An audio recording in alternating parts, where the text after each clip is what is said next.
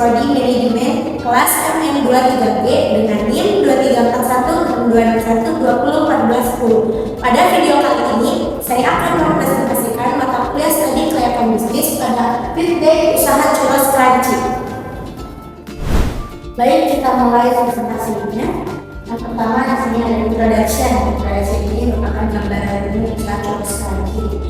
Churros Crunchy adalah usaha kuliner yang bergerak di bidang makanan ringan dengan produk utamanya tentunya churros, camilan manis khas Spanyol yang memiliki tekstur renyah di luar dan lembut di dalam. Usaha ini berlokasi di kawasan Galumas, Karawang Barat yang merupakan area strategis dengan aktivitas masyarakat yang tinggi.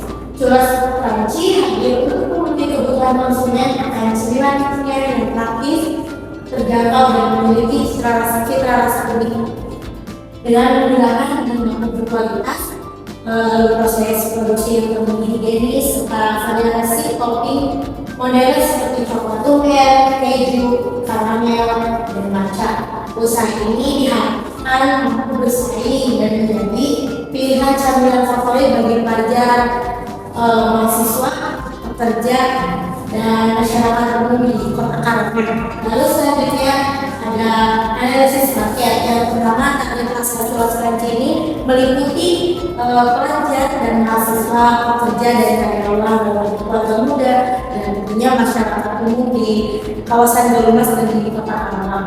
Lalu ada potensi pasar, potensi jumlah konsumen Churros Crunchy ini sekitar 192 orang per hari. Lalu ada potensial yang dapat dilayani sekitar 66 pelanggan per hari.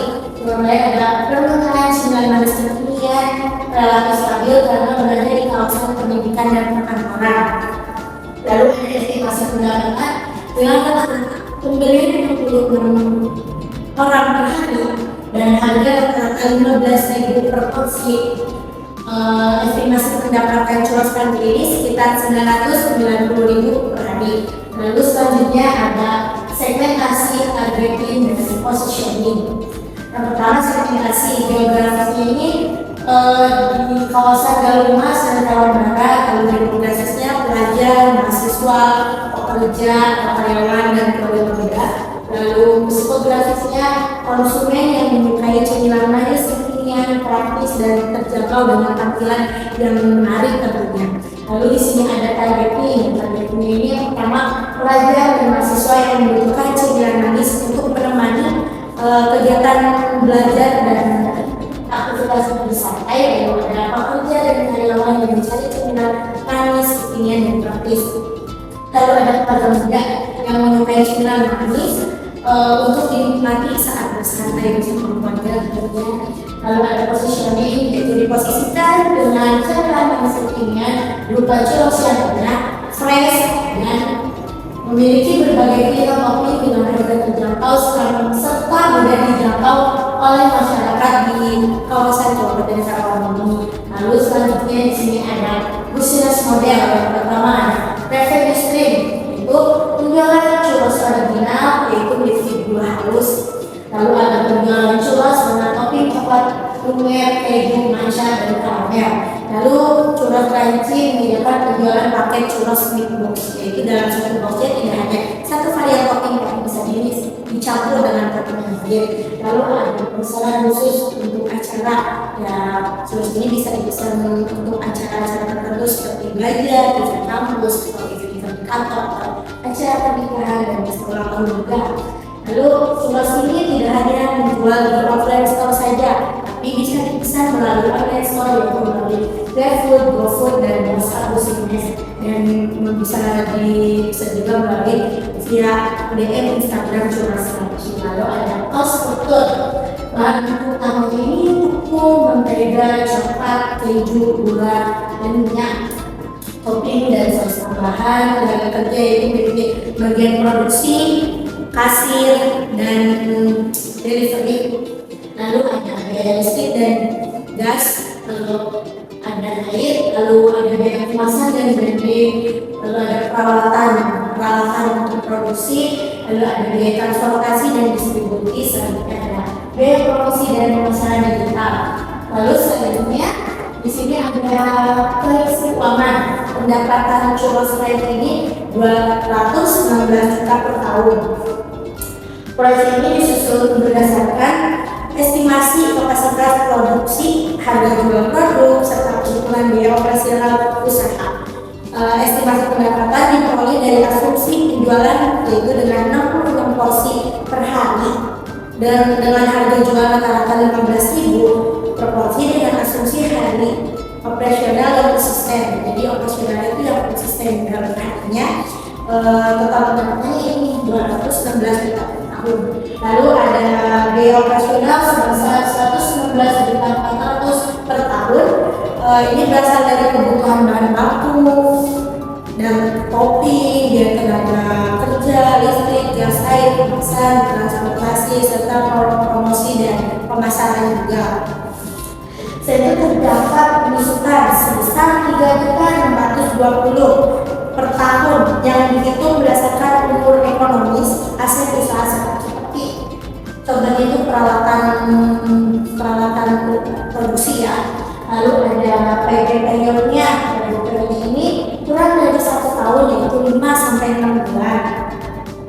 Lalu ada ARR kurang dari 405%. Lalu NPV ini bernilai positif pada tingkat ekspor 20%. Lalu IRR-nya kurang dari 211%. Lalu payback period PPI profitability index ini 6.006,34 yaitu lebih dari 1. Kesimpulannya, berdasarkan hasil analisis finansial usaha Churros Friends dinyatakan sangat layak untuk dijalankan.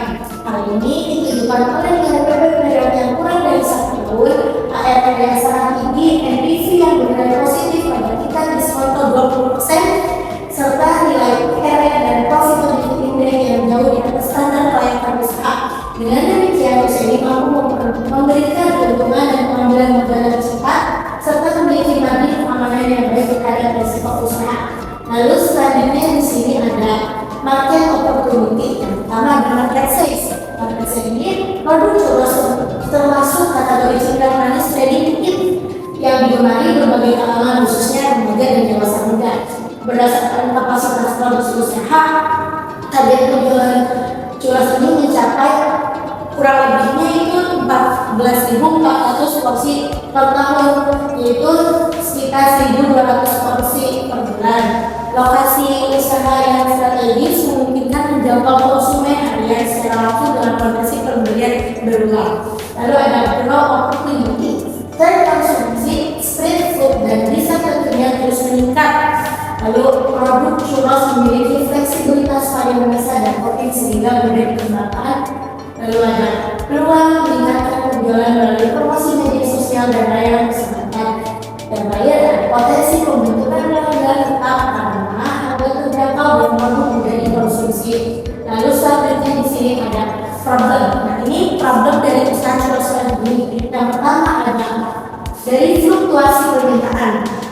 Permintaan produk churros sebelum berfluktuasi, terutama dipengaruhi oleh jam ramai, hari libur, dan tren konsumen. Hal ini dapat menyebabkan penjualan tidak stabil apabila tidak dikembangkan dengan strategi promosi yang konsisten. Lalu problem yang selanjutnya ada dari biaya operasional produksi. Kenaikan harga bahan baku seperti tepung, minyak, goreng, dan kopi berpotensi meningkatkan biaya operasional sehingga dapat mempengaruhi margin usaha pada keuntungan usaha churros ini. Lalu yang ketiga, problem yang ketiga tergantungan pada penjualan harian. Usaha Churros Friends sangat bergantung pada penjualan harian langsung, sehingga apabila terjadi penurunan jumlah produk, pendapatan usaha juga akan ikut menurun.